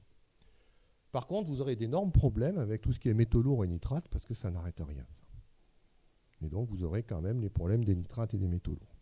Alors pour ceux qui veulent être sûrs, il y a un appareil, j'en ai amené un là, pour que vous voyez comment ça fonctionne, ça s'appelle un osmoseur inverse. C'est quelque chose qui ne laisse passer que l'eau. En fait, c'est une aquaporine. Sauf qu'elle est fabriquée par l'homme et qu'on ne fait passer que de l'eau, ce qui fait qu'on met tout ce qu'on veut d'un côté et on ressort de l'autre une eau qui est pure. Et c'est cette eau ensuite qu'on va boire. Et c'est là où je vais terminer avec un sujet qui est en général, la plupart des conférences s'arrêtent ici, parce qu'on a tout traité finalement. J'ai traité l'eau en bouteille, j'ai traité l'eau du robinet, je vous ai dit qu'on va la purifier. Maintenant, je vais vous dire que l'eau, c'est plus que ça. C'est plus que de l'eau. Et vous devez le savoir, puisque vous êtes fait d'eau. L'eau, c'est la vie. Et donc, on peut faire des choses à l'eau. Et des choses fantastiques. C'est ce qu'on va essayer de regarder maintenant. Bon, ça, c'est la membrane. On pourra en discuter si ça vous intéresse.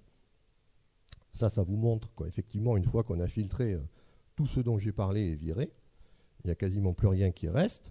Et ça, c'est un énorme intérêt, par exemple, pour les personnes âgées qui ne peuvent pas porter les packs d'eau et qui veulent boire une eau qui est propre. Vous leur installez un osmoseur et là, elles ont l'eau au robinet. Une eau de qualité. Elles n'ont plus besoin d'aller au supermarché pour acheter les packs. Alors, il y a un petit danger à faire ça, c'est qu'il faut que la membrane soit en bon état. Et c'est pour ça qu'on a toujours un préfiltre en charbon actif pour arrêter le chlore. Pourquoi ? Parce que si jamais on n'arrête pas le chlore attaque la membrane. Ça fait des trous comme ça. Et à ce moment-là, il vaut mieux pas avoir d'osmoseur. Parce que ça fait de la prolifération bactérienne et des choses qui sont vraiment pas belles. Voilà. J'en arrive à cette propriété de l'eau que moi j'étudie beaucoup en ce moment. Elle est aussi beaucoup étudiée par quelqu'un que vous connaissez peut-être, qui s'appelle Luc Montagnier. Vous avez peut-être entendu parler de ses travaux. Je vais juste vous en dire deux mots parce qu'il va y avoir un beau documentaire qui va passer sur France 5 en janvier, qui va vous raconter toute l'histoire, vous aurez tous les détails. Je vais juste vous dire ce qui se passe. Vous prenez un ADN, peu importe de quoi. Vous voyez ce que c'est qu'un ADN ? C'est une double hélice. Et vous la mettez dans l'eau. Bon, jusque-là, rien de bien sensationnel, puisque l'ADN adore l'eau. Et ensuite, ce que vous allez faire, c'est que vous allez diluer. Vous allez retirer cette molécule d'ADN en mettant de l'eau, jusqu'à ce qu'il n'y ait plus d'ADN. Et c'est là où vous prenez cette eau et vous mettez un microphone. Et qu'est-ce que vous entendez ? L'eau qui cause. Et blablabla. Elle cause sur 5 Hz de fréquence. C'est-à-dire que vous la mettez dans un appareil qui détecte les ondes sonores et vous entendez l'eau qui parle. Et ce qui est bien, c'est que si vous avez mis une eau qu'on n'a pas contenu de l'ADN, l'eau, elle ne cause pas. Et ensuite, ça encore, c'est déjà pas mal, hein, de l'eau qui cause. Mais c'est encore mieux, c'est que vous enregistrez ce son, la voix de l'eau. Vous mettez ça sur un fichier WAV. Vous savez ce que c'est les fichiers WAV ? Ce sont les fichiers son des ordinateurs. Et vous envoyez ça par Internet, le web, par mail, copie, pièce attachée, fichier WAV, clac, vous envoyez ça chez quelqu'un qui lui a de l'eau pure. Il prend son tube d'eau pure et il fait écouter à l'eau pure ce son qui vient d'Internet. Bon, a priori, il ne se passe rien. Si, parce que si maintenant vous remettez des nucléotides et une ADN polymérase, vous avez l'ADN qui se recrée à partir de la mémoire de l'information qui avait été écoutée, stockée dans l'eau. On fait ça en laboratoire aujourd'hui. C'est officiel. Alors, je ne vais pas rentrer dans les détails parce que tout ça, je l'explique sur Internet, il y a des tas de choses, pour ceux que ça intéresse. Et puis c'est très scientifique, c'est de la physique quantique. C'est parce qu'en fait, on oublie qu'il y a le vide. Et ça, on est en train de découvrir les propriétés du vide en physique quantique. Le vide, ce que vous croyez vide, est en fait plein. Je ne vais pas rentrer dans les détails, mais on peut comme ça comprendre ces propriétés de l'eau. Et pour vous, je vais vous donner juste les deux clés. Parce que le reste, c'est des équations mathématiques obscènes. Les deux clés, c'est ça. C'est que l'eau est sensible au champ électromagnétique et à l'infrarouge. C'est la conséquence de tout ça. C'est-à-dire que partout où vous envoyez une fréquence, un rayonnement électromagnétique ou des rayons infrarouges, l'eau fait quelque chose. Elle se souvient de ça. Mais c'est quoi des rayonnements électromagnétiques? Ben, ça s'appelle du Wi-Fi. Je vais vous montrer un truc.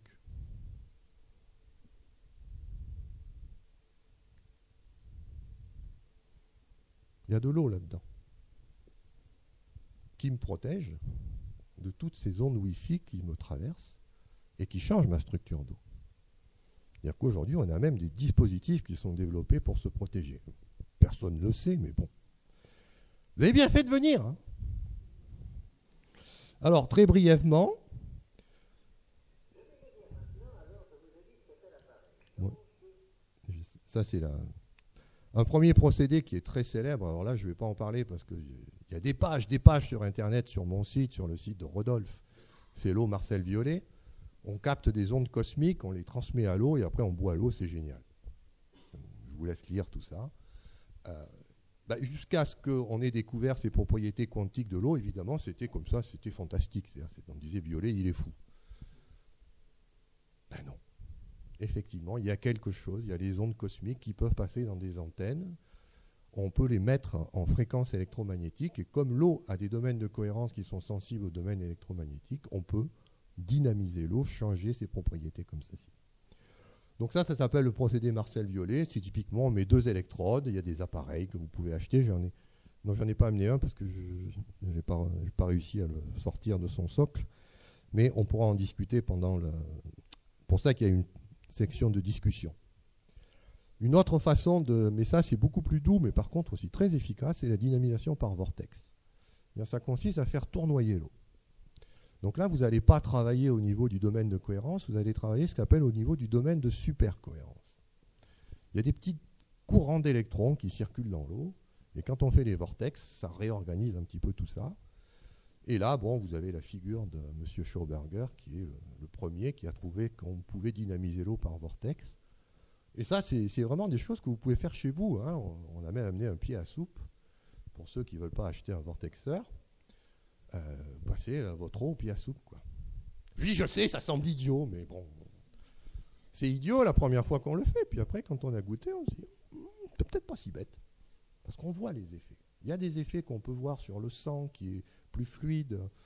Alors qu'est-ce qu'on a fait? On a juste fait des vortex. Alors on est en train de faire la physique de tout ça, et moi je vous ai amené mon appareil favori, là, pour pouvoir l'utiliser, c'est le Wirbler. En forme d'œuf et tout, il est là-bas, il est magnifique. Cristal, sans plomb, transparent. Et alors avec ça, on décolle. On boit de l'eau, mais... Je vous laisserai essayer si vous ne me croyez pas. Oui. Hein? Oui, c'est fini là. Dernière chose, les DILECA, qui sont alors des systèmes qui combinent l'électricité, le magnétisme, le vortex. Alors après, vous avez des systèmes qui vont tout mettre ensemble. Les céramiques, n'oubliez pas les mains.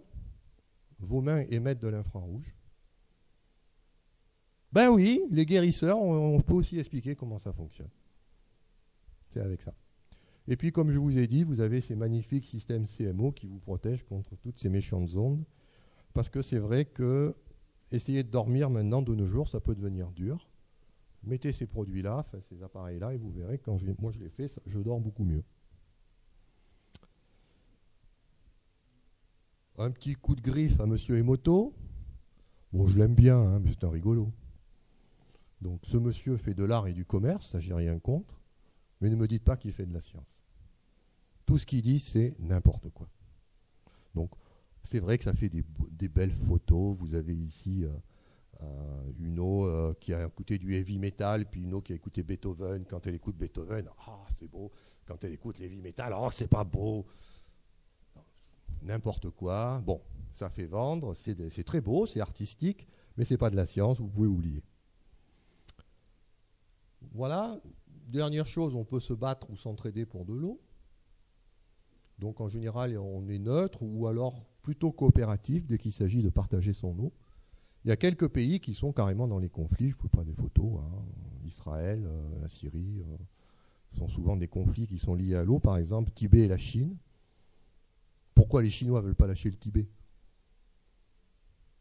Parce que c'est le réservoir d'eau de la Chine. C'est tout. Ils ne vont pas se priver de leur alimentation en eau. Voilà, il n'y a pas beaucoup d'eau sur cette planète. Vous voyez, si on rassemblait toute l'eau, voilà ce que ça donne. Une petite goutte sur un morceau de terre. Pour ça, s'il vous plaît, ne polluez pas l'eau. Parce qu'évidemment, on boit tous là-dedans. Et encore, là-dedans, c'est quasiment que de l'eau salée qu'on ne peut pas boire. Donc, faites attention, la pollution de l'eau, c'est un vrai problème. Si vous voulez aller plus loin, il y a un livre qui est paru par un de mes amis qui s'appelle Yann Oliveau, qui coûte un peu cher, mais bon, on en a pour son argent. C'est un gros pavé, on vous parle de tout ça en long, en large et en travers. C'est aux éditions donc Marco Pieter. Pour ceux qui veulent me suivre, parce que je suis très actif grâce à mon ami Rodolphe Forger sur Internet, Facebook, n'hésitez pas, il y a des vidéos, il y a des interviews, il y a des textes. Tout ça, c'est développé de façon beaucoup plus détaillée que ce que j'ai pu faire ici. Et enfin, pour ceux qui veulent vraiment, qui sont intéressés par cette nouveauté qui est quand même que l'eau est une structure quantique et qu'on peut faire des choses intéressantes, il y a des formations scientifiques que j'organise. Donc 2 formations, une de 2 jours, l'eau dans la cellule, l'autre de physique quantique, pour ceux qui veulent comprendre les propriétés de l'eau. Et ça, il y a Sylvie qui est ici, qui peut vous renseigner sur toutes ces formations. Voilà, donc maintenant, on va passer aux questions, s'il y en a. Et puis, s'il n'y a pas de questions, il y a les appareils aussi. Je vous remercie pour votre attention.